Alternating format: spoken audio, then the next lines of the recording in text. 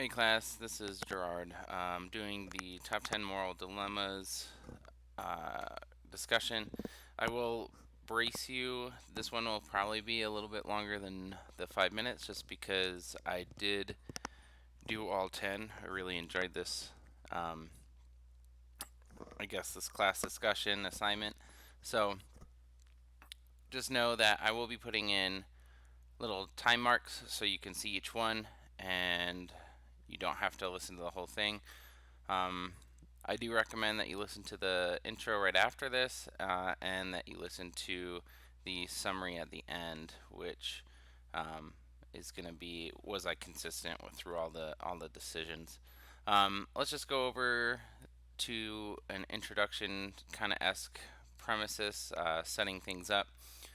We have the different ethical theories based on morality, consequence based, which in the long run to me is kind of like a flesh based, kind of survival based. How good is this? At what point does good outweigh um, bad for feeling and emotion? I think this is a very um, uh, it's a moral that I could see somebody who has an addiction would use. Does this hit of XYZ drug outweigh the consequences of um, the end game? Is it worth doing it versus the jail time or something if I get caught? Um, Duty based, being ex military, this is, kind of like your sense of pride, your sense of duty. I have to do it because this is what is expected of me, it's my job.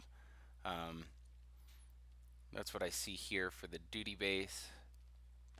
They, it's an obligation to other humans, society. It kind of a, it's definitely something I can see. Contract base actually, to me, could actually be a subcategory to the consequence based ethical theory, just because, is breaking this contract, worth the consequence? Um, so to me, this is just an extension of the consequence based. But I understand that, I mean, it must have been just enough to be like, that's a thing, let's do it. Um, Character based ethical theories. To me, this is more of the intrinsic. It says, it mentions God and religion and all that stuff for this kind of theory based. And it's just, do we do this because this is obviously paired very very deeply with the divine command kind of um, philosophies and stuff. But either way, I did not take, or I did not read any of these or the chapter book before I did my dilemmas. I did that on purpose. I wanted to see what I naturally did, without knowing what there was as far as different theories, different outside kind of. Yeah, I didn't want these to drive me once I've read them. So with that said, let's just go through. I'm gonna head to the actual assignment real quick. Bring up the dilemmas. I'm going to go through all 10 because I did all 10, and if you don't want to listen to them, it's all good. Let's just do it. I will also be writing down notes before we officially get started. I'll be writing down my notes. I did print out a sheet. I wrote a bunch of notes of just initial reactions as I was going through the story. Wrote down what I would not do, what I would do, just different things throughout. And so I will be posting a Word document of all the notes per the story, just so you can see my train of thought, what I circled, what I thought was keys that were important. So let's just get to the first one. Um, so this is concentration camp. I apologize, I have a little bit of a stuffy nose and a cold. Well, let's get to the first one. So it says basically the gist of it: you're an inmate in a concentration camp. Guards deciding to have some fun with, toying with the prisoners. Your son's up on the hanging block. He's got the chair, the whole 9 yards. And if you, as in my case, the father, if you're a different person, mother, aunt, uncle, but I mean, it does say son, so it'd either be mom or dad. But it says if you don't kick the chair out, he's going to, in addition to killing your son, probably kill another man as well. And then in the end, because let's be honest, you're in a concentration camp, there's no guarantee that he won't kill you as well. Um, so let me just give you my answer. I said no, I'm not going to do it. I wouldn't do it. Um, so for me, this is kind of, who am I to judge that my son's life is more valuable than the person that he's gonna kill in addition to. All right, so um, to me, there's no. I think it's very emotional and subjective to say that one life is more important than another. Um, there's also, if you're not looking at it in that sense, if you're not trying to rationalize what life is important versus another life, then you can also rationalize that you're in a concentration camp. There's no guarantee that he's going to keep his word anyway. It says you don't have any doubt at the bottom that he means what he says. And if he's sadistic enough to even put you into this position of a choice, then somebody with that doesn't have any real rational reasonings anymore as far as what the value of life in general is. So to me, it was. I mean, obviously, all these were here, and they were made to make you choose one or the other, right? All of my answers, if not almost all of them, are very, um, option C, because there's a lot of information missing sometimes in some of them. But in this case, I said no. Um, it's not my life to take, and that's because of my intrinsic religious beliefs, nor will it be me judged in the end. So even though he's giving you that choice, as it were to seem, you're the one choosing who lives or dies. No, you're not. He's the one that decided to put the scenario together. So he's the architect of this scenario. It is not your fault, and you should not be having guilt over not wanting to take your son's life, regardless of the circumstances. Regardless of, and I'm not saying it's, because it's your son, I'm saying because you shouldn't take any life. I believe that if it was a stranger up there and the son was the vice versa, you shouldn't do it either. Um, in the end, I also feel that, forgiveness is key. And a lot of these scenarios, as you'll see later on, forget the human element of forgiveness, and just the fact that we're not all robots. We're not all ultimatums, black, white. There's lots of gray area everywhere when it comes to thought, and subjection. Not towards sciencey things, not towards like clear definitions of things, but when it comes to ethical theory, um, and how you interpret a situation. There's lots of variables to take in. It's not just yes or no ultimatums. The world does not really revolve around yes or no ultimatums. But so my answer was no, don't do it, and we'll move on from there. Next was the accident. Mm. This one was actually I did enjoy this one. I thought it was a unique spin, but we'll get into it. The gist of it is that you're a first responder. You respond to an accident. Um, you notice a car. It's your wife's car. You see your wife, and you see another man in the passenger seat with your wife as well in the driver's seat, or vice versa. I didn't know the locations. They're just both in the car. Um, you are supposedly able to put together that there's an affair, and then you have to evaluate the situation and pick who you would save first, or save it all, or you know. Uh, so this one I had, I don't know. I liked it because it's funny because I think the person who wrote this did not have a lot of medical background, and I do have a lot of medical background. You know, being combat medic for the Army, which is all first responder for very traumatic injuries, and then currently, while I'm in school, working in the neonatal intensive care unit for Children's Hospital and the pediatric intensive care unit and med surge and all that stuff for children. Um, I see a lot of ethical issues all the time. Um, let's see. So it says, who would you choose to work on? My first thought was medically, this story is very vague. And I know to somebody who's not trained medically, they go, well, no, it's a car accident. You know, the guy's bleeding out of his neck. That's a red flag. Plus, what are her injuries? She seems like she could probably live. You should probably save her. To me, it was so vague medically because coming from the medical background, there's lacerations that could look really terrible on people's heads, necks, limbs that are very superficial and they bleed a lot, but they might not be um, actually something to worry about.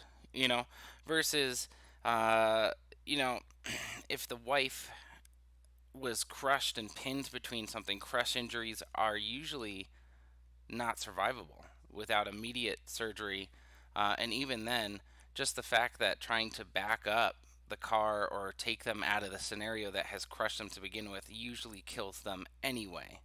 So um, I had a little issues because when it says you back up and you see the scope of it, it was just like you back up and you look around and you see the devastation that took place, and now it was going, and then there was nothing. So there was no real determination of what was happening. So I wrote a couple of if statements, just what I would do if these were included into the story. And I might be overthinking it, but it's just how I am. I like information, and if I don't have enough information, guess what? This isn't going to happen. So, the assumptions, obviously, I thought that this was obviously in the beginning trying to invoke emotional responses. I thought it was very um, geared and driven with a goal to make you think that she had an affair without telling you that she had an affair. Oh, you could see with her eyes. She said she was sorry. Maybe she was sorry that she wrecked your car. Maybe she was sorry that, she was late from work. Maybe she was sorry because this was your brother. I mean, obviously, it didn't say that it was your brother, but, it states it afterwards that it's a lover, but it's all under the assumptions that it's assuming you, as a person in the story, have these subjective feelings. And if it's asking you a question, like who would you choose to work on, the story itself needs to not assume your personality to begin with. Because if you're reading this and you're like, she says you're sorry, you understand and know that she's been having an affair, you look devastated, you feel terrible, it's basically assuming you as a character as you're reading this. So when you're going to answer this, you're already um, taking on the persona here of what's happening. And so, like, the chunk of, I'm sorry, like, this story should honestly read, your wife is in the car, there's another man in there, you have no idea what's going on, he's bleeding, she's crushed, who do you save first? There shouldn't be none of this ties of emotion in here if they're going to honestly ask this question of you. Um, but if we're going to play the game, um, other than the fact that I would need more medical info so I can triage properly. Religiously, if we're going to take this at face value with all of the subjective emotional feelings in here, anybody can be forgiven, relationships can be healed, and so that would then null out the emotional factor for me. And I truly believe that, because not everybody's perfect, everybody does things wrong, and the degree of the wrong is a very subjective emotional thing. To me, wrong is a wrong. It doesn't have an emotional tie for me. And I mean, don't get me wrong, I can get aggravated, but my rational thought will say, in the end, regardless of whether you're stealing, killing, um, lying. They're all wrongs in equal sense of the terms. And I'll go into that more in another one because um, it deals with that idea a little bit more. But so my answers for this one for the accident are: if the motor vehicle accident and the wife was a crush injury, I would definitely help the gentleman. Crush injuries, even though she looks fine right now, there's probably massive internal bleeding. There's probably um, just absolute devastation and damage to this person's internal organs, all these things. And then actually removing her from this could probably do more harm than help, and she will probably pass. So, obviously, being that the guy is not crushed because it doesn't stay that he's pinned down or kind of in a rough situation, other than the fact that his neck's bleeding, I would stop bleeding. All right. If I came up onto the scene and I saw that loss of blood um, looks unsurvivable. And the reason I say this is because as medics, at least I'm trained to see the amount of blood, and I know the amount of blood that is inside an adult person. So if I can gauge that properly, which we're trained to do at times, especially with tons of gunshot wounds and other issues as far as the trauma side of me goes, I would determine and be like, "You're gone, man." I would look at, is he pale? How much blood is on the ground or has left him? What are the signs and symptoms? What are his responsiveness levels are? And I know a lot of people in this scenario can't look at it like that because they're just not trained to look at it like that. So medical scenarios, they're hard, but they're not for me. Um, all else fails, I would just revert to my triage training if I couldn't really assess this situation, which would be stop bleeding first. Because you stop all life threats, I would work on both of them. I would stop any bleeding. They call it HABC, hemorrhage control, airway, breathing, circulation.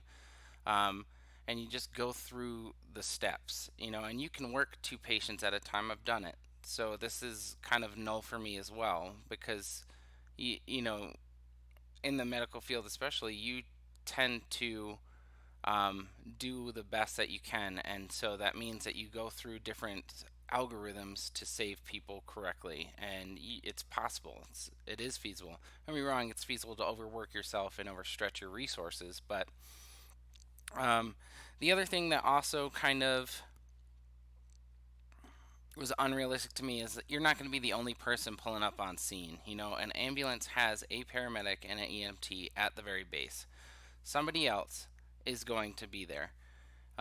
Not to mention, by the time you get there as a first responder, if you're in an ambulance or, it says an emergency worker, which I'm assuming is an EMT, there's already tons of other people there on the scene. There's already tons of people there to control the scene safety, to make sure that the vehicle's not going to explode. By the time you get there, there'd be so many people, especially with medical backgrounds, because the fire department has EMTs, the police department has EMTs. You're just the official go-to EMT transport person. Um, you would have so many people either already in there, already helping, already working out the scenario. It's just a very unrealistic. And at the very least, if you're in the out in the middle of nowhere town, you would be a two-man team, which would still leave 1-to-1.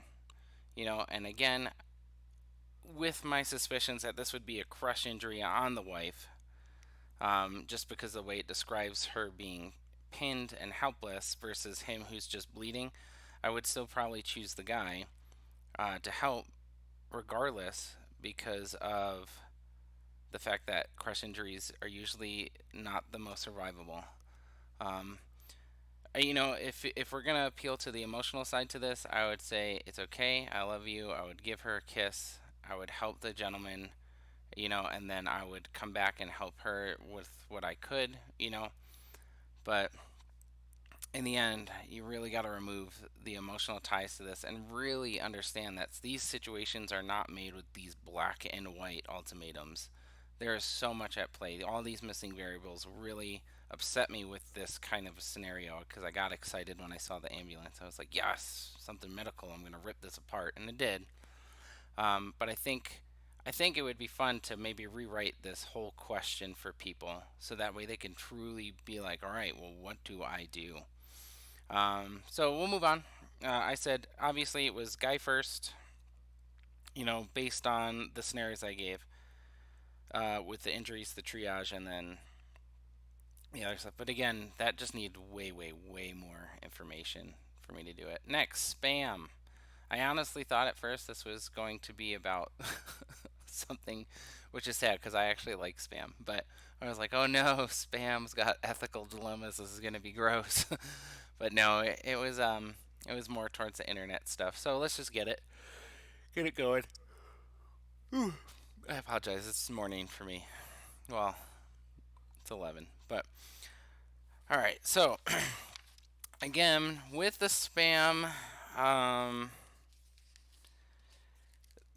this one, this one was, and I say that you have to be kind of neutral towards things, but it angered me because the fact that you have somebody that would put you in a position like this, I think is a very unrealistic again, and B, if it's in a friend situation kind of a deal, she shouldn't. So, all right, well, let's just go over real quick what it is.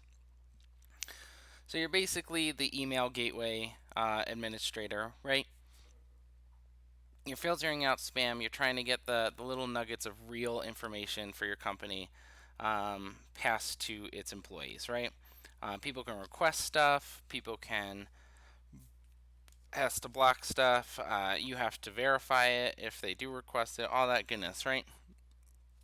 So one day you get a request from the wife of a very good friend, right?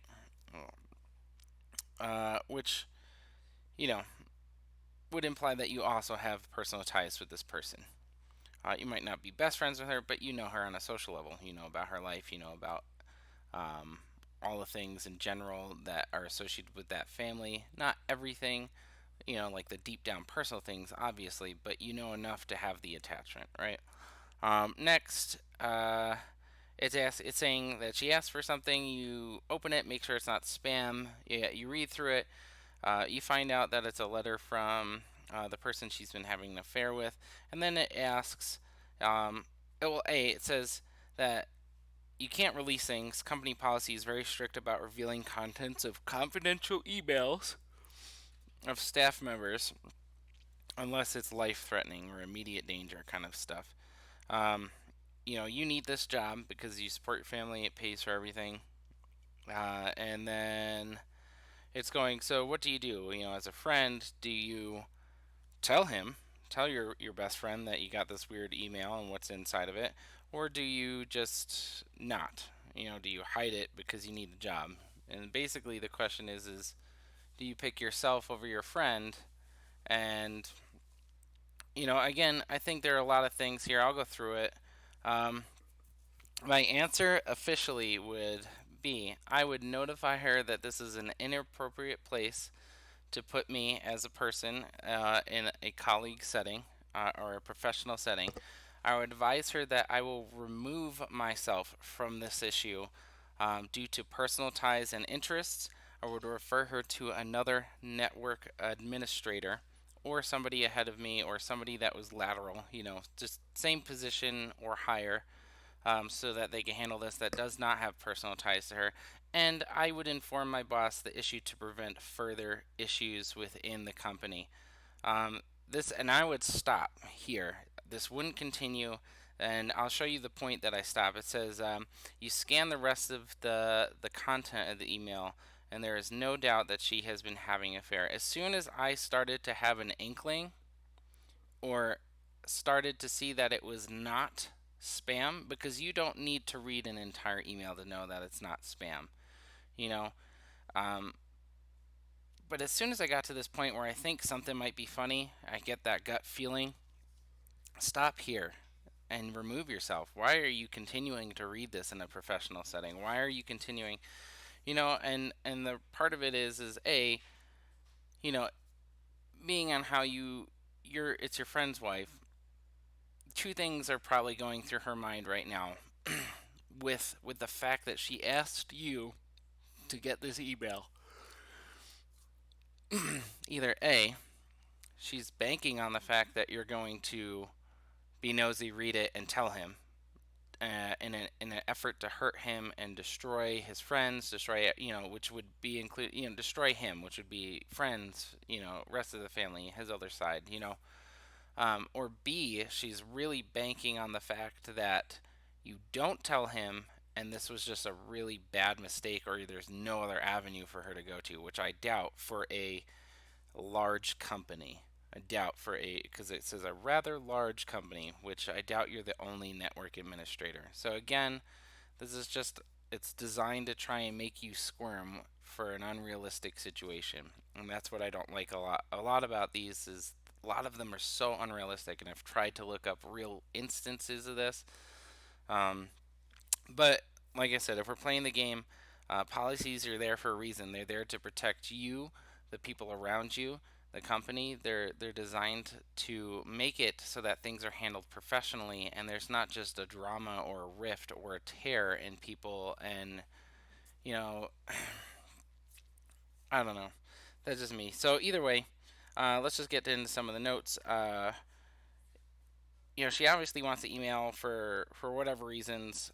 The fact that she's lost it is kind of irresponsible on her part. But um, I don't know. I just, to me, it's just remove yourself from it, kind of cover yourself from it.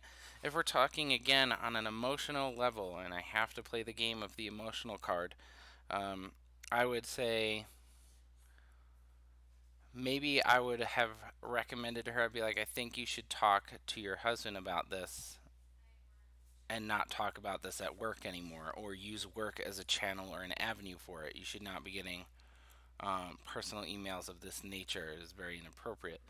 Um, I guess all else fails, you have to kind of just trust the policy. As far as me, if I were to again appeal to the emotional side, I would just say to my friend, be like, "Hey, man, how you doing?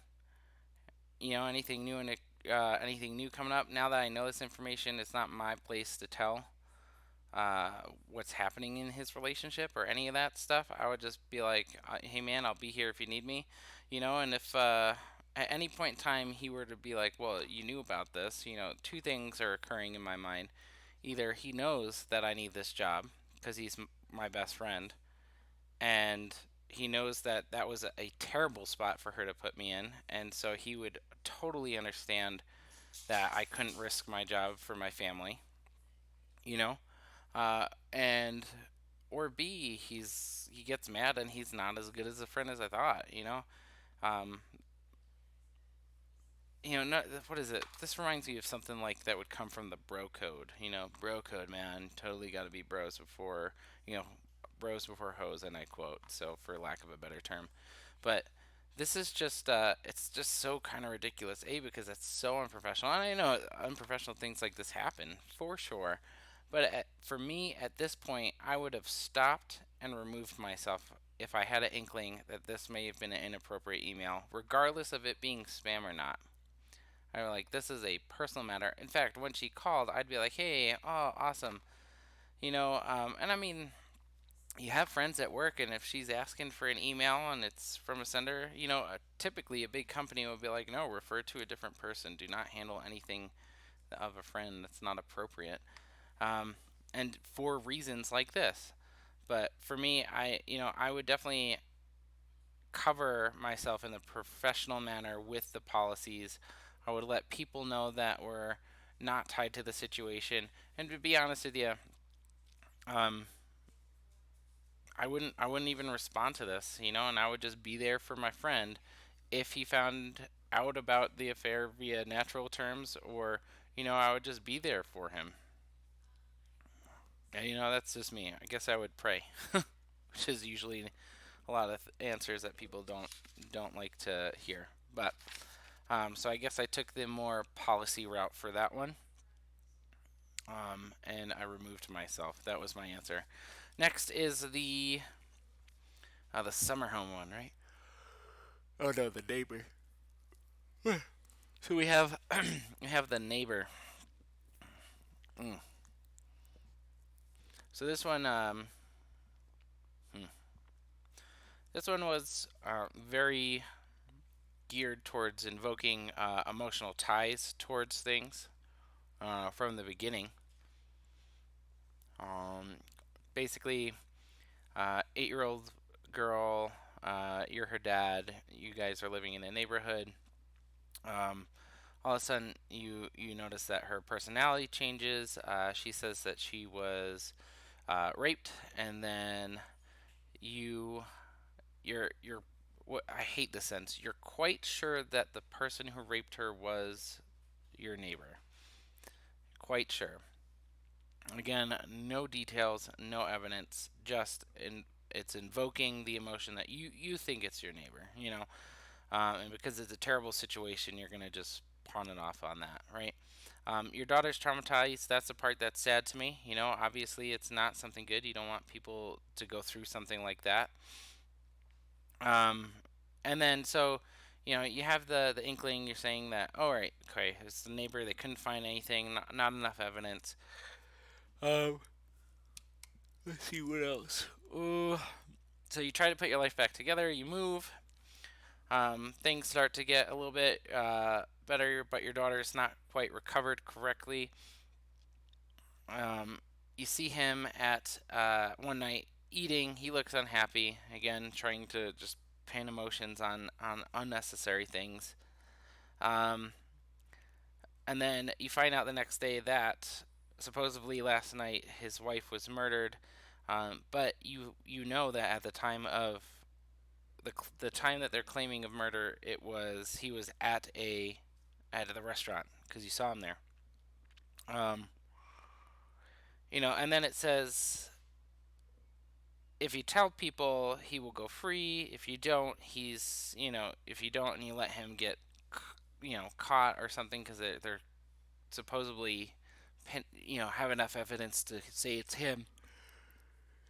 He could potentially pay for his crimes and go to jail. So this is a classic case of revenge, which I think, regardless of the situation, everybody can kind of agree that revenge is not the proper way to handle things. I think that my first note is stop involving yourself.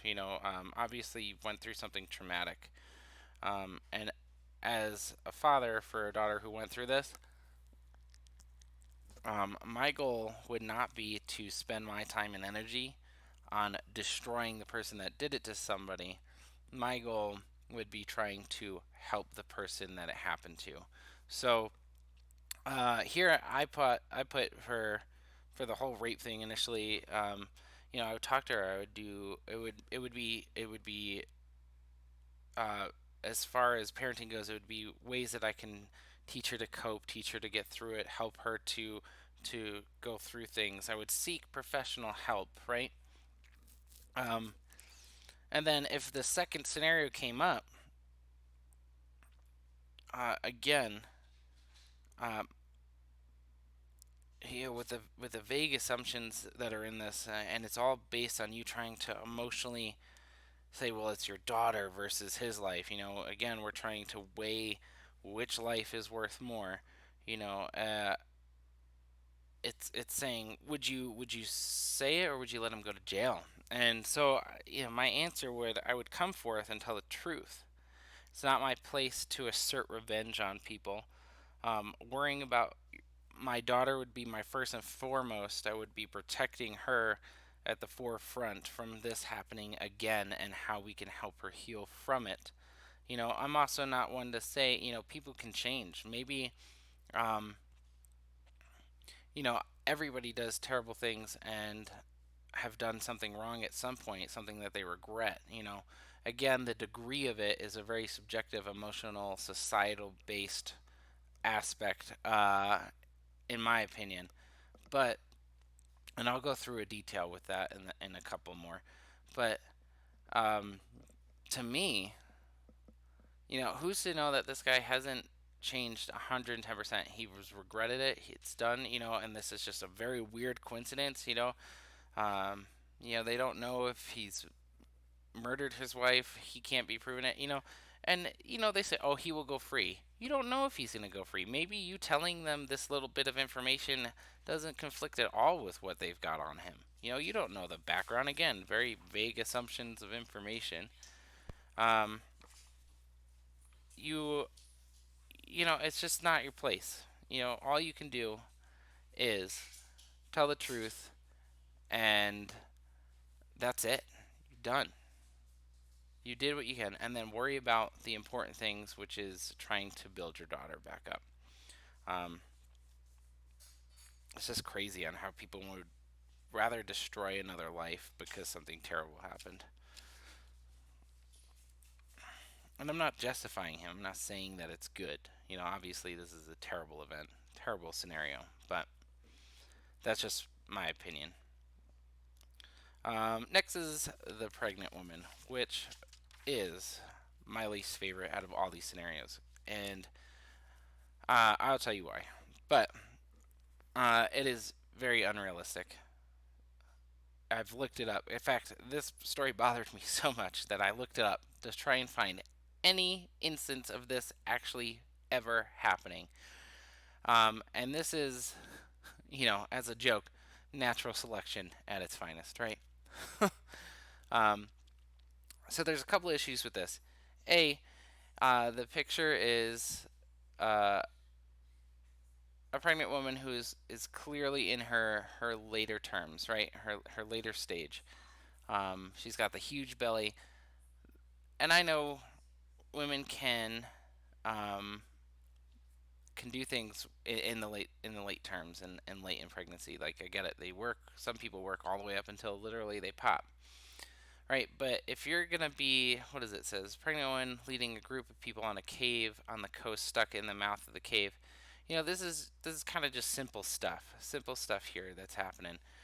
So she's the tour guide of it. There's about, the number of people behind her could be one, could be 100, doesn't matter, right? Um, she gets stuck in, I guess, the exit of the cave. The tide's coming in. Everybody inside the cave will drown because she's stuck. Um, So, and then the part that makes me laugh. So there's apparently a guy that has a stick of dynamite. I would be more concerned about that. Um, and so the question is would you use the dynamite to remove the pregnant woman from the hole so that everybody else can get out? Right? It wants you to choose: do you kill this woman and her baby so that the rest of the 10 can get out? And so I. This is human stupidity at its finest. Um, this is such an unrealistic scenario that I had to look. I wanted to make sure that this was not real, because if it is, I was sad for humanity. But um, my first instinct is where did a guy get a stick of dynamite from? I'd be more worried at the fact that there's somebody that had either the know-how of getting dynamite and keeping it with them. Is this a normal tour kind of a thing? You just carry sticks of dynamite with you? So and either way, and so again, they play here on the emotional aspect, the fact that she's pregnant. There's two things. So if we're gonna believe that she's um, got the baby belly, she probably shouldn't be going in caves. You know, not even for the fact that she physically can't do it, but think about it. As a woman with a huge profile of being large with a baby belly, you shouldn't be going into small, tight spaces. And I think the fact that she would do this to begin with is kind of insulting to whoever this person is representing. Just because I think most women would probably not do that. But and then there's the flip side where, well, maybe she's a regular size, which would mean that anybody could have gotten stuck in that hole. She's in her early terms, so she's not having a baby belly or showing. And in that case, it's anybody could have got stuck in there. So we're removing the emotional aspect of her being pregnant, because you know that's irrelevant. And if she was at the large stage with the baby belly, she probably should not have been doing this, which is just silly to me. Um, Next is why did other people not go first? Usually tour guides let people go. I mean, there's all these little nuances and variables, but um, I guess, and then so they basically they want you to use the dynamite, right? or to say that you're going to drown. Everybody's going to drown, or we're going to use the dynamite. So even if you were to use the dynamite and just say, because you're in a cave, let's just say that you decide to shove the stick of dynamite next to the woman and you're going to just blow her up so that you can get out. Dynamite's pretty powerful, and there's no guarantee that it's going to A, blow up her, blow up the entrance, and then crumble everything that's on top of you. B, that you can get the concussive injury because you're in a confined space with a large explosion. So lots of expanding of air, heat, and whatnot inside of a tiny space. So you would actually do damage to yourself with concussive blows, which is actually a real thing. You could die from being just too close to an explosion because the concussive shock will rupture your organs, your blood vessels, and do damage to you. So, in the end, you could also damage yourself. So, there's not that. I think that if we've all gotten something stuck somewhere. If there's a way in, there's a way out. It might have to finagle. Yes, I think that in reality, if she's stuck in a rock alcove, that's blocking the way, she might get a couple of scrapes. She might get a wound that looks very bad. If people are trying to get her out, but that's something that we can eventually deal with afterwards with time and patience. It doesn't give you how long the tide's coming in, but plus there's the other fact that if the tide comes in, the pressure from the water usually, have you ever been in a pool? You look and feel a little bit thinner, or your bathing suit fits a little loosely because water compresses your body when it's around you, and that actually might help. Granted, if you're all back there, everybody might be taking a last breath and praying, but there's that. But I didn't, you know, what should you do? So if we're going to play the game again, I guess, and we're saying that there's no way we can get her out, which is very unrealistic. I guess I would just be one of the people that would meet my end because I would not kill a pregnant woman with a stick of dynamite to get out. And then moving on from there. All right, so we're at number 5 now. This is the niece and daughters one. So this is the beach one. Again, all of these scenarios invoking the emotions. Um, Clearly displaying daughter versus niece. So your daughter and her cousin. And this is where I started seeing the impartial and reasoning part from the talks from before. Uh, Either way, you're going to a beach house. You have your niece and your daughter. You tell them not to go to the beach while you're unpacking, because obviously you don't want them to drown. But of course, they're going to do just the opposite. They're going to both go in the water. They get stuck in the rip tide. They're starting to struggle. Um, and so you hear them scream. You rush to their aid, and now you have to pick, who am I going to save? Your daughter seems to be struggling a little bit less because you might have some, um, I guess, experience with water. You see your niece, and she is just on the struggle bus trying to get out. Um, so again, I think this takes out the fact that the variable that you would know your daughter's skill at swimming, and we're assuming that she's swam before because it says she's struggling less. That, or she's just maybe a natural swimmer. Your niece is just kind of um, not equipped for this, and so uh, this is just very rigid in logic to me with emotions. It clearly wants you to you know pick one or the other, right? But it's naturally emotionally gearing you to pick your daughter because again you're weighing, well, that's my daughter. Her life means more than my niece, right? And so again, with me not putting values of different titles of lives subjectively above other people, um, I chose to save the niece first because she's struggling, and I would assume that I would know the capability and skill of my daughter for swimming, especially in the riptide, and especially being in a riptide. There's different ways you can coach. I mean, in a realistic world, I would probably go after both, and we would probably either all die or I'll make it. I'm confident in my ability to swim, especially in riptides and stuff like that. I've swam in the ocean numerous times. Um, and so for me, I would just go after the niece first to grab her, and then I would probably go and grab the daughter, and I would back swim or backstroke. Obviously, if these are really huge waves, this is all under the assumption that there's a 50% chance that your daughter will be able to get back. So, again, you don't know what kind of surf it is. You don't know what kind of, riptide you're dealing with. It's just so subjective and geared towards the ultimatum that you can't make a proper choice because you don't see the big picture. Are they already sucked under in the riptide? That's going to play a huge part because if they're both under, then, the fact that you go in, you might die, and then nobody's getting saved.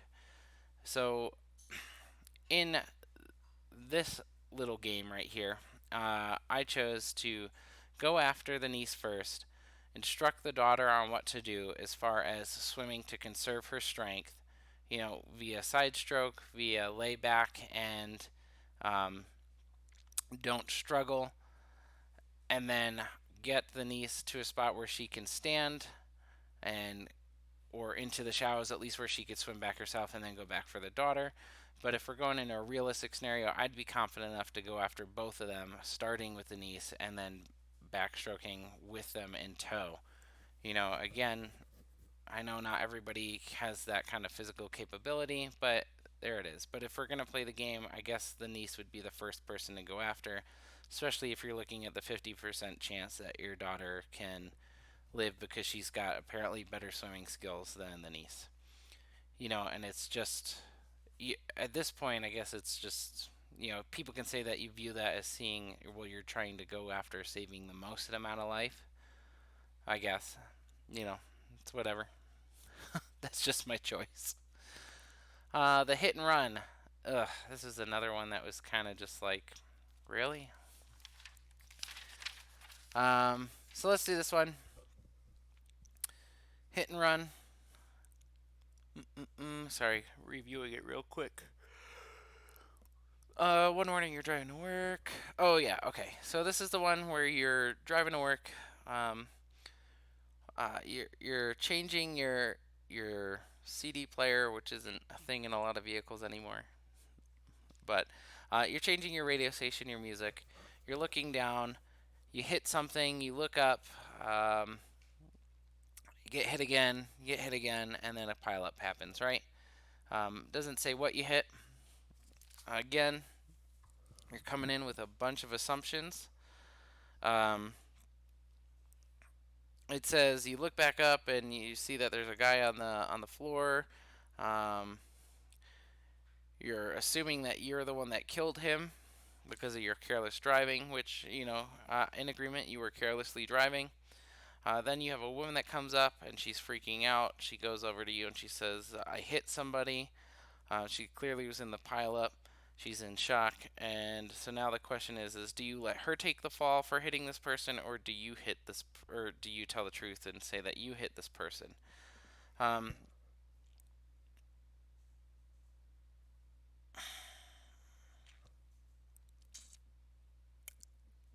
trying to navigate my thoughts correctly for this. So this scenario neglects a lot of.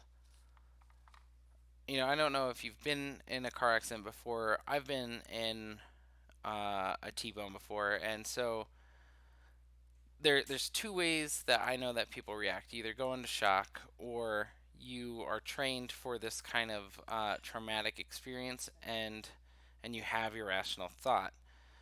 This one assumes that you're having a rational thought, that you're having your correct focus, and I apologize, and you're getting ready to do the malevolent act of lying and pinning this accidental manslaughter on this person. So, um, I think a lot of this neglects the fact that most people go into shock. This would be I think, a very rare scenario. I'm trained to be in more of a ready state for traumatic things, and even I was kind of like at first going, what happened? It came back to, but even I had a weird traumatic shock state for my accident. But neglecting the fact that it's taking out all of the biological responses to what this could be doing as far as shock for most of the interactions here. Um, you know, two things are happening that are aggravating for me. Again, this is the one that I state that all wrong is wrong, regardless of what it is. And so I'll give you an example for it here. Everybody probably listening will mostly say that if you kill somebody, that's more wrong than stealing something. And you could see that reflected through our law systems and all that stuff. If you have an accidental manslaughter, you're still probably going to go to jail, right? Regardless of it being an accident, versus somebody who intentionally stole a piece of gum, whether it be child or not, and uh, you have to you have to really kind of understand here that you know a child stealing a piece of gum, well, it's not as bad as killing somebody. And again, what drives that? And to me, it's humanity's emotional response to the actual crime slash what's happening wrong. What I would call sin. But again, so what happens in this? They emotionally they're going, well, that's the ending of a life. Their life is done. It's over. Versus gum, that's not hurting anybody, right? To me, all wrong is wrong regardless at the same level. And I'll give you an example. So, what if a nurse, say this is an accident, right? This would be an accidental incident, it's just like this accidental manslaughter kind of a case right here with the accident. Um, a nurse takes home by accident drugs from one of her home care patients that if they don't get within a regular amount of time, they pass. She's off for the next week going on vacation. She comes back, she finds out that her patient passed because they couldn't find, we'll just call it drug A that regulates her heart rate or blood pressure or something. Is that, nobody, she might get fired from her job. It might get a little bit of a malpractice kind of a thing. If nobody knows where it went, then she'll get nothing. But, you know, why is this more forgivable than hitting somebody with the car, versus,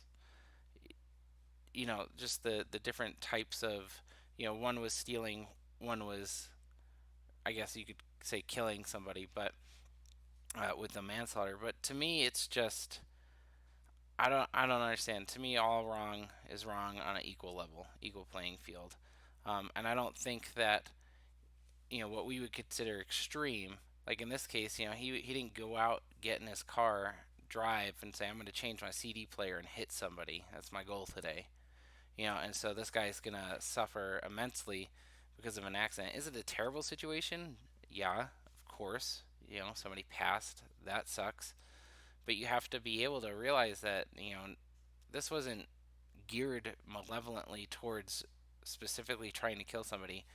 Um, and even if it was, you have to remember that there's lots of variables that get people to here that could have either A, been prevented, B, um, and again with my religious background, you know, can be forgiven and worked through proper channels. But so let me just get you to what my answer was. My answer was I'd tell the truth.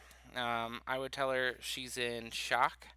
Um, I don't know, we don't know if she did it or I did it because I was looking down at the time, and so you have no idea what you hit. You could have hit a pole, a car in front of you. You have no idea, So, and then I would worry about the safety of people from this point on. Are there more cars adding up to the pylon? Are there people that are hurt? Is there something I can do that can help? You know. And then I would just tell the truth to the law and the wind and be like, you don't know if you did it. I don't know if you did it, or if I did it. So it's just, the truth is probably what's going to prevail here. And as far as like this guy actually saying, well, I'll let her take the fall for it, I think that's very immoral. All right, so we got three left. We're getting there. Oh, this one is the drug one for Bali. Basically, you're on a vacation in Bali. Um, what is it? Indonesia, right? Yeah. Okay. So Indonesia has very strict laws for very strict drug tolerance laws as far as it goes for them. So your son's 18, so he's by U.S. standards of age to be considered an adult. Um, he is trying to smuggle a small amount of marijuana from Indonesia, which is, I guess, silly because Colorado's a thing now. And I guess a drug dog finds it in his bag, and then you are stuck with the fact that they're obviously telling you to come back. They're gonna address the issue. It clearly states it's a small quantity in your son's belongings, and then your wife is with you, um, and she's about to step forward, and you have no idea what she's gonna say, but you just see her getting ready to say something as she's about to step forward when the officer asks, "Whose bag is this?" Right? And so again, they have a bunch of mixed emotions in here. You know, do I self-sacrifice myself? And again, this is so vague with tons of stuff. I actually looked up the drug laws for this, um, just because I think a lot of these scenarios also kind of, especially with the accident last one, a lot of people or a lot of these ultimatums here are lacking the recognition of we're all human and our humanistic responses. The fact that we're not all just here to destroy other people. Naturally, we all kind of just want to exist, and we all have these humanistic responses of we're not going to just throw you away forever. If you make a small, simple mistake, think of it as a learning thing. So let's just get into what in here. So this would fall into the group one drugs. And so I looked it up because I don't like going into decisions uninformed. So I would assuming that these people would look up what they're going to be doing as far as or some laws as far as going to a place that they visit. I know a lot of people don't, but I would. Um, so 4 to 12 years imprisonment.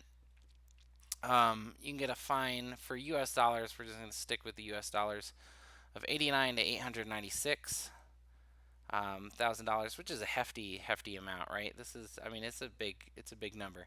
And this is if you exceed 1 kilo for raw drugs such as marijuana. Kilos, it's a good amount, you know. 5 grams for drug position like heroin, cocaine, blah blah blah. Again, this is humanity putting stipulation on, well, this drug's less damaging than this drug and that drug, right? And you can see by the different amounts. Drug is a drug and it screws you up or it doesn't. But and then in the story it says at first you feel angry that he would do such a thing. Again, this story is trying to automatically assume how the reader is going to feel before it asks you the question of what you would do. So again, this should not be putting subjective feelings in here to try and sway what you're reading. It should just give you the facts so that you do what you need to do. Um, it's a small amount, so I'm assuming the small amount would be not this amount, would not be 1 kilo of marijuana. But if you go down here and it goes to what do you do if you're arrested? And this is what I thought mostly. You know, my instinct would be, oh, this is our bag as a unanimous family, specifically my sons, and this would be a learning point. You can't just do things and get away with them, but at the same time, if we're gonna play the game and we have to abide by this country's laws and all that stuff for morality's sakes, you can't just run away and get on the plane and hope that you make it to the U.S. They're obviously addressing it with armed guards and the dog. I would tell him to tell the truth, be honest.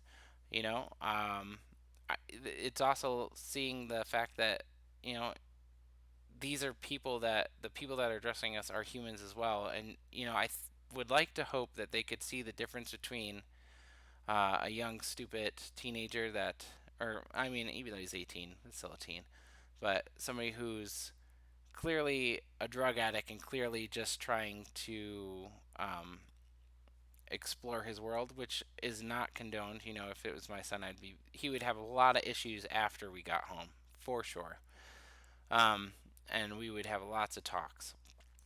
But if you look here, I would still contact the embassy. Um,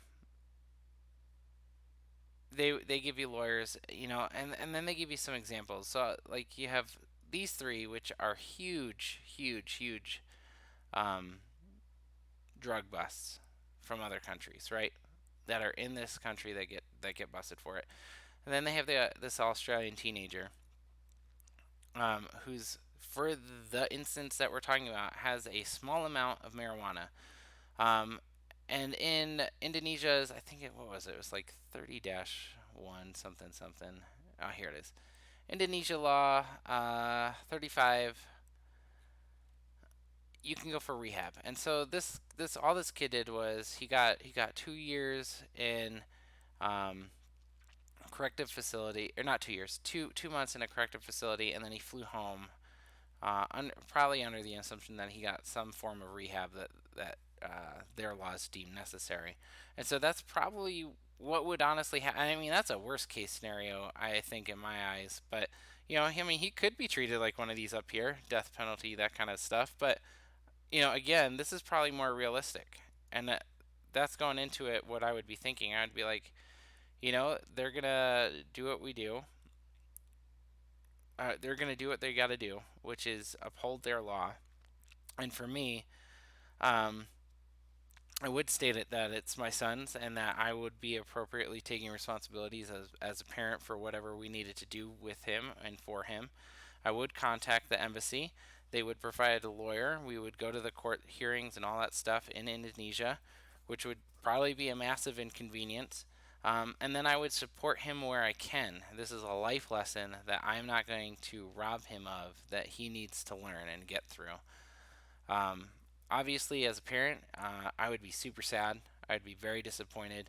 Not an ideal situation at all. I'm not saying that I'm gonna, I'm abandoning him. Obviously, we would go to Indonesia as much and as often as we needed, or stay there if we needed to for the 2 months and work that out. It would be a huge upheaval in our family, and we would get him through this. But this is not something that, you know, I'm not going to lie or take the fall for it, because he's not going to learn what to do next in life if this situation happens again, or he'll get into a worse one. So this ultimatum of, do I take the blame, or do I let him take the blame, or do I let my wife take the blame, kind of a deal, it's just, again, it's emotionally driven, putting the value of your son's life versus your wife's life versus your own life, when in the end you're looking at the consequences here, and it's not that bad. Is it unfortunate? Is it a pain? Yes. Is he gonna live? Yes. You know, um, it's not until you get to, like, what is it, like drug group 3, drug group 2. You can have the death penalty, but this is for, like, if you're opioids and stuff like that. Again, but this is people classifying different drugs in different categories, which you should do medically for what they do, but morally, a drug should be a drug. It's either bad or good, illegal or not. Um, but since he's in this category 1, and it's probably only going to be something minor and similar to this scenario, I'm going to have to say with he's going to have to own his actions. All right. So I think we have two more. The bomber. These are quick. I'm sorry for the length of this video, but so we have the mad bomber, who he's threatened to explode a crowded area with several bombs. He's already planted them. They're gonna go off in a short time. He won't divulge the bombs by, I'm assuming, U.S. law, conventional methods of interrogation. And so he invokes his Fifth Amendment right to say nothing in self-incrimination or against self-incrimination. So he's choosing to remain silent, right? Um, so at some point, high-level officials suggest, well, let's torture this guy. Let's pass the normal line, so that we can get this out of him and stop the bombs from going off. And if that doesn't work, let's uh, torture his wife, right? Who it says innocent wife, so they clearly are stating the fact that she probably has nothing to do with this. And so there's just so many things wrong with this one. Um, I said no, no, no. Everything's no. We're not doing this. Um, and this is kind of my reasoning for it. So the wife, why is she implicated in this? She may know something. She might not. They might both be crazy. But here it says innocent. And until they can prove that she knows anything, no. Um, just stay away from her. Um, and the reason is because if we pass this line as society, we're equally wrong. Just yes, this gentleman is going to destroy a lot of lives, and it's very unfortunate. And obviously, you want to try and do everything you can to stop it within the correct manners. But when you pass that line and you start becoming what he is, which is torture and destruction and evil, then at what point do there's two reasons for this. You're you're no different from them, right? And that's not what you want. You don't want a bunch of society just being like this. Also, at that point, as a government, or a high level official, um, and it gets seen or let out that you did this, you no longer, you've just created a culture, a society of terror, and nobody's going to feel like it's safe to trust the people who are supposed to be leading them, because at any point in time, if you do something wrong and you've crossed this line before, why wouldn't they do it to you? At that point, it's now these officials deeming who or who not, or whoever should be treated like, um, whoever should be treated hostile so that they can get what they want. And in this case, is a justified, we're trying to save all these lives. But then, after doing it so many times, who's to say that this official is like, well, I need information on a different country. I need information on this other person. Let's torture this person to do that. And it's justified because they've done it before, Now there's a new justification for it. So I just think that this is a degradation of societal morals, that if you do this and you cross this line, there's no coming back, and it's just going to deteriorate, um, the standards that you have set on purpose so that way people feel safe, in other ways. And as much as I hate to say it, um, I think that he should definitely pay for his crimes. He should definitely not be glorified. He should definitely be kind of lost in the hole somewhere in a prison cell. But, and, they also forget to mention the fact that meanwhile, they could just tell people, hey, stay out of public areas. Or they set a crowded area in crowded areas and just say, hey, these areas are likely subject to blah, blah, blah. Stay out of them. Stay home until we figure it out or until we find it, and send bomb squads out and to dedicate resources to. But um, I don't think that you should do the wrong onto him just as he has done wrong onto others. But this is not what I'm thinking. I'm still stuck on this whole drug one.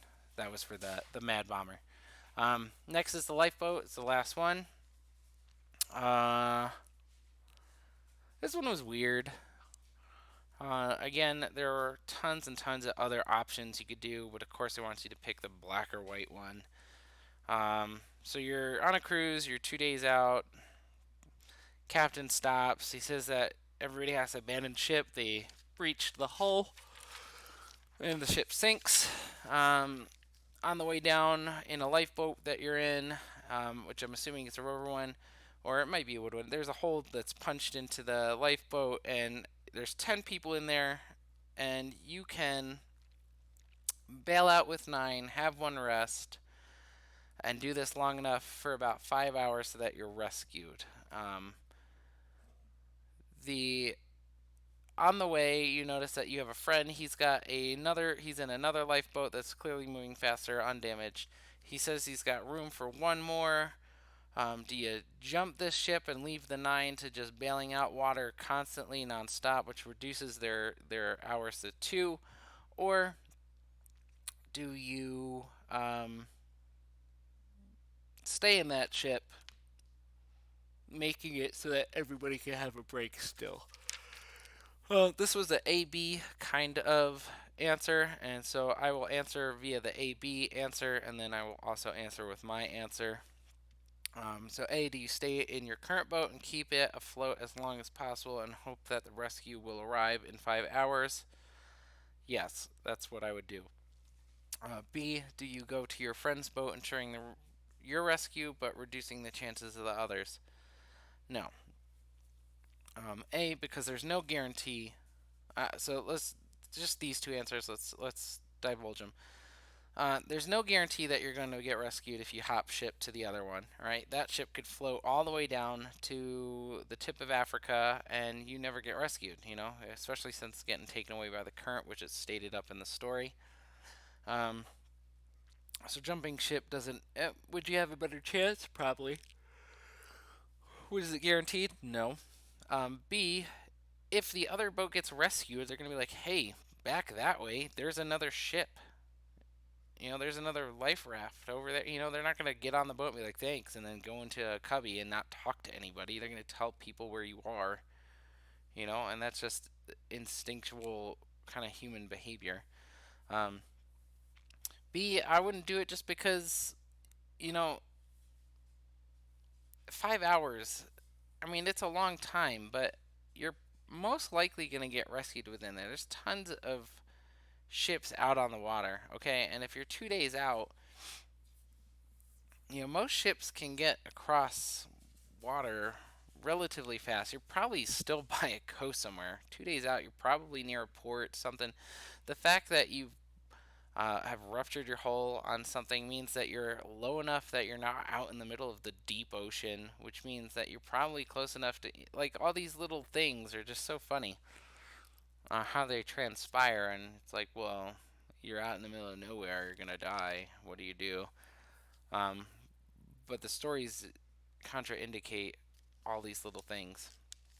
Um, Personally, if we were out in the middle of nowhere and like the hull ruptured because of like an explosion or something weird,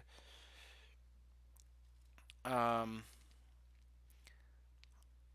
I honestly would try and see if we could link up with that other boat, have them come back and rotate out all of the people. Because if we rotated out all of the people, then we could just, in theory, all work like maybe 2 hours and then swap out half the boat, uh, which would be fine. I think that would be fine. I think that would be more of a logistical thing. This guy is doing tons of math while he's sinking, which I think is funny. 5 hours, and then I accumulate. We'll probably have 2 hours if I leave, and there's 9 of us, and blah blah blah. I think it's kind of ridiculous. The percentage of the amount of water coming in, which is probably impossible to gauge. Um, but and then if we really had to abandon that other boat, I would just have it so that you know, assuming we're not in Antarctic conditions, which if there was water in our boat anyway, we would all get hypothermia and die, regardless of us bailing out. So, assuming we're not in hypothermic conditions, I would just have half of us hang out the boat while we're floating around for a while. And then, if it got to a point where it's unbearable, rotate out people in and out of the water. You just need a place to hang on. You don't have to be all high and dry in the boat. Keep all the women and children in the boat, and then have all the men get in the water, you know, or weak in the boat and get all the strong out into the water, the ones who are more likely to survive in a little bit more of a harsher condition. Like these black and white scenarios are just insane for me. It's insane. So those are mine. I picked A for the method of playing with the game, but in the end, I would honestly just have all of us go to that one boat and swap out in and out of the water. You know, people are like, what if there's sharks? For the most part, you can keep sharks away. They do not swarm around here unless there's obviously blood. And if that's the case, keep the people that have open wounds and stuff out of the water. Um, that's just me. But let's click out of this article, go back to the discussion. So I did the name of the dilemmas. I did all 10 because, they were all interesting, frustrating, and, regardless of the fact that some of these things were with their logic, it's still a fun assignment. So um, now let's just do the three, what is it, the analysis part. I will also write up a small analysis, but um, the analysis of consistency of your proposed actions. Um, so I would say I logically view things. Um, I am very unbiased towards the wrong action. For me, obviously a wrong is a wrong, regardless of what it is. I apologize. So, stealing, lying, murdering, killing, cheating, all that stuff. Wrong is wrong to me. I have that very divine command style esque of, and through what my Bible taught for my religious beliefs is God views all sin equal. So when you lie to somebody and do a little white lie, you're equally as wrong as if you've killed an entire family. And I think that theoretically, I agree with that because the are there some things that hit you more? Yes. If somebody kills your family, it hurts you more emotionally than it does if your neighbor steals your other neighbor's lawnmower. If you're looking at that scenario, you're going, "Oh, Jim stole Jeff's lawnmower again. That's so wrong. That's bad. I can't believe you would do that." Versus, somebody coming into a burglary and murdering your entire family, going, "Oh my God, that person's terrible. How could they do this?" Right? Yes, it's human nature to get affected differently by things that happen to you. But in the end, the lawnmower getting stolen is just as wrong as the person killing the family to me. And yes, I'm not saying that a Vulcan. I'm not a Vulcan and go, well, it's illogical to get, emotional. No, I get emotional a lot, a lot. And there's ways to handle these kind of things, but another thing that these dilemmas don't take into account is you're not there in these dilemmas. These dilemmas are easy to choose because you're not there. You're not feeling these emotions. You're not trying to figure out if you're able to work out these strong feelings. You're not, feeling the shock from the accident. You're not feeling the tired exhaustion of your physique as you're swimming out in the ocean. You're not feeling the isolation and desperateness of when you're out in the ocean on that boat. So a lot of these factors are not in play, which is why a lot of these are so unrealistic. They want you to pick the emotional road or the logical road or the um, the survival mode kind of a deal. You don't, they're set up for you to fail and create, a discussional conflict topic, throughout this. But there are so many different ways that you can avert these slash manage these scenarios that don't revolve in this ultimatum style choice.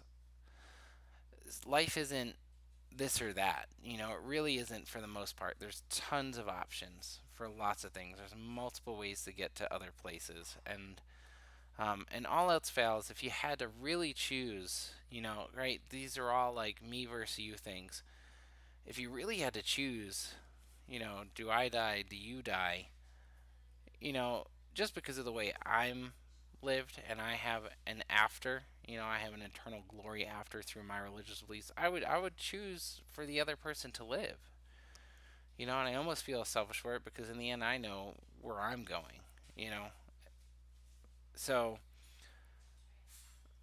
as far as consistency goes, I know for a fact I remove a lot of emotion, and I get actually aggravated when there's a lot of emotion involved in it because it tries to sway you, and I see it, and at least for these questions, um, and I really honestly think that I honestly think I chose correctly. Obviously, everybody's going to have different opinions, different drives, different morals that set you through. If you're a survivalist, you're going to choose you over somebody else every time. Um, if you apply natural law to these kind of things, you're going to just let whatever happens happens. Um, if you have the divine command like mine, you're going to really rationalize these through what your core beliefs are, whatever they are. Different religions and whatnot. Um, to me, in the end, though, I can see how I would be seen as somebody who has very emotionless tact and logic to these things. But at the same time, don't mistake that for me not having emotion. Just see that as me being able to remove myself from the emotional aspect of it, um, to try and do what's best for everyone.